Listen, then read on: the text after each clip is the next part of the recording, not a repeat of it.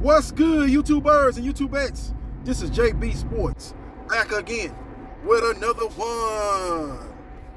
Boxing writer Keith Idec has an article on Boxing Scene, and it's reporting that Al Heyman, who runs the PBC and advises WBC middleweight champion Jamal Lions Only Charlo, has sent a lucrative offer to #1 ranked WBC middleweight contender Tijuana's own Jaime Mungia.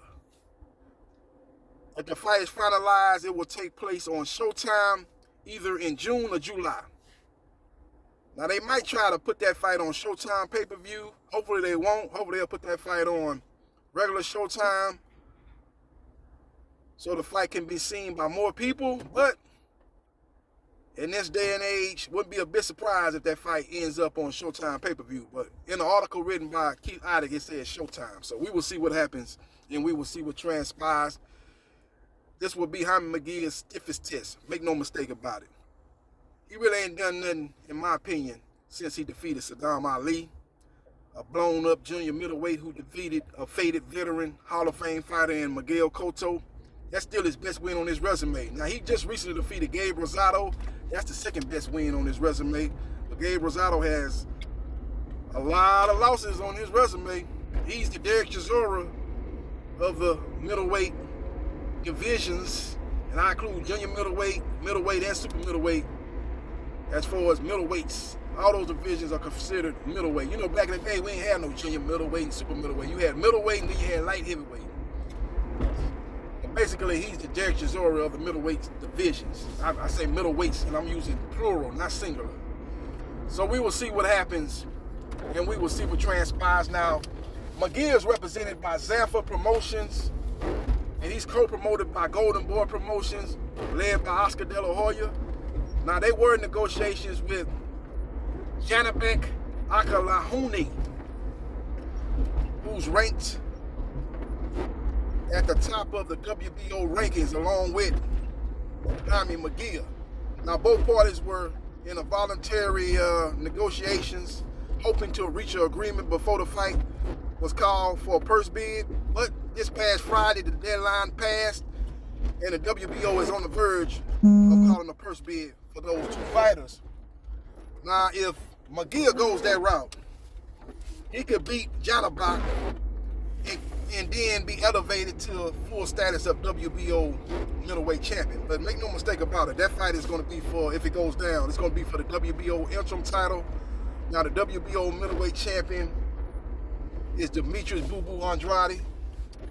He has just finalized agreement to meet with Zach Parker for the WBO interim super middleweight title.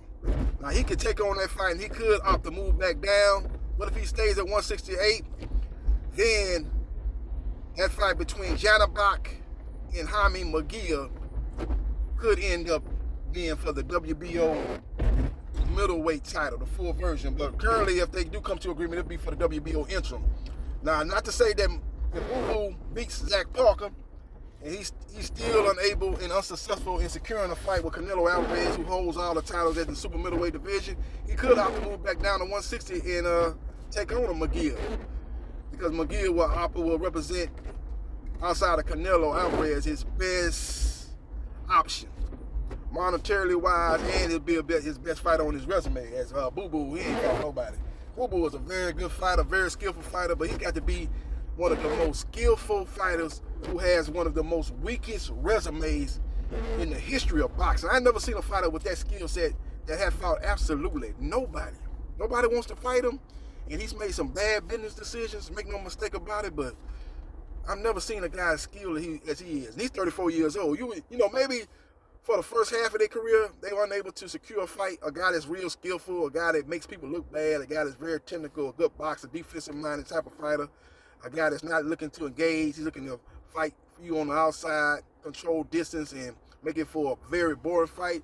Usually those type of fighters, maybe, you know, starting out in their career, or maybe even in the middle part of their career, are unable to secure a big opponent. But usually at some point in their career, they've able to secure a legacy-defining fight. For example, Winky Wright, he was in that same boat as Boo Boo, but eventually he was able to land a big fight with Felix Trinidad, and he dissected Felix Trinidad and dismantled Felix Trinidad. And after that, he was able to get several big fights. Jermaine Taylor, he fought Bernard Hopkins, he fought Sugar Shane Mosley twice. So eventually, if you that dude and you got that type of skill set, you do eventually land an opportunity. But Boo Boo, I think he just made some bad decisions on top of that, and I think that's the reason why him at 34 years old has still been unable to land that legacy-defining fight. That's neither here nor there. Mungia versus Charlo will be the route I go, because with the Charlo fight, you get a direct opportunity for fight for a world title. You go to Johnny Bach route, you know, you got a direct route to an interim title, but that's not a world title in my opinion. That's a secondary belt. And you might have to fight Boo Boo Andrade to get the WBO belt if he opts to move back down to 160. And Boo Boo Andrade, I think, is a much more difficult fight for Jaime Mungia than a Jamal Charlo fight. Jamal Charlo going to be willing to engage more than a Boo Boo Andrade. Charlo did not look that great in his last fight against Montiel. He got hit a lot in that fight. He showed a lot of vulnerability in that fight. So if I'm Jaime Mungia, and never mind the fact that Charlo fight represents more money for Jaime Mungia, it's a much more legacy-defining fight for Mungia. It's a much more high-profile fight for Jaime Mungia. So you put all that into the equation, man, I think it's an easy decision to make. But you just never know, man. Oscar De La Hoya, ever since his fallout with Al Haymon in the PBC, has not been keen on working with Al Haymon in the PBC outside of first bid type of fights. You know, fights that have been mandated by a particular organization, and it's gone to a purse bid, and you know the PBC maybe win that purse bid, and then De La Hoya fighter go over there and fight on the Al Haymon promoted card. But outside of that, I haven't seen those two people working together, you know, outside of that situation. So we will see what happens, and we will see what transpires. But this will be the best opponent on Charlo's resume, make no mistake about it, because I will rate him ahead of Derevchenko. I think Derevchenko is Charlo's best wins, and I definitely will rate him ahead of J. Rock Williams. I think Mungia is a little bit more consistent than J. Rock Williams. I don't think his chin is as weak as J. Rock Williams, so I rate him as a better opponent than J. Rock. He's much more fresher than Austin Trout, who Jamal Charlo beat. So I think this probably would be his best opponent. Now, the only argument I can see, maybe Sergey Derevchenko, maybe you could say maybe better. I doubt it. I think Mungia has more pop on his punches. I think he's a little bit better offensive-minded type of fighter. I think Derevchenko is more technical, but I think Mungia definitely has more power, and it's more explosive than Derevchenko. So we will see what happens, and we will see what transpires. But that's what Keith Idec is reporting. He's reporting that Jaime Mungia is considering an offer sent by Al Haymon in the PBC, and he's also looking into going the WBO route and taking on Janamak Alakahanu for the WBO interim, which could lead to him becoming the WBO middleweight champion. We will see what happens. We will see what transpires. Let me know your thoughts on which route you think Jaime Mungia should go. He's sitting in the proverbial catbird seat. He's got two good options, and he's looking to finally be in a high-profile, legacy-defining fight, man, because he really hasn't done nothing since the win over Saddam Ali. Again, a blown-up welterweight that he won the junior middleweight title from. Ever since then, him and his team has been in position to, trying to set up a fight with Triple G, but that fight seems to be out of the equation for right now, as Triple G has a fight coming up with Murata. If he wins that fight, he's looking to take on Canelo Alvarez in a third fight. So I think the next best name for them to go after, if it ain't Triple G, is Jamal Charlo, who was in the running for Canelo Alvarez's fight that was going to come up in May 7th, Cinco de Mayo weekend. Canelo Alvarez opted to go with the DAZN deal and take on Russia's Dmitry Bivol if he's successful in that fight. And if Triple G defeats Murata, that will set the stage for the trilogy with Triple G in a fight that people assuming, projecting, will make Canelo Alvarez in the neighborhood of $50 million.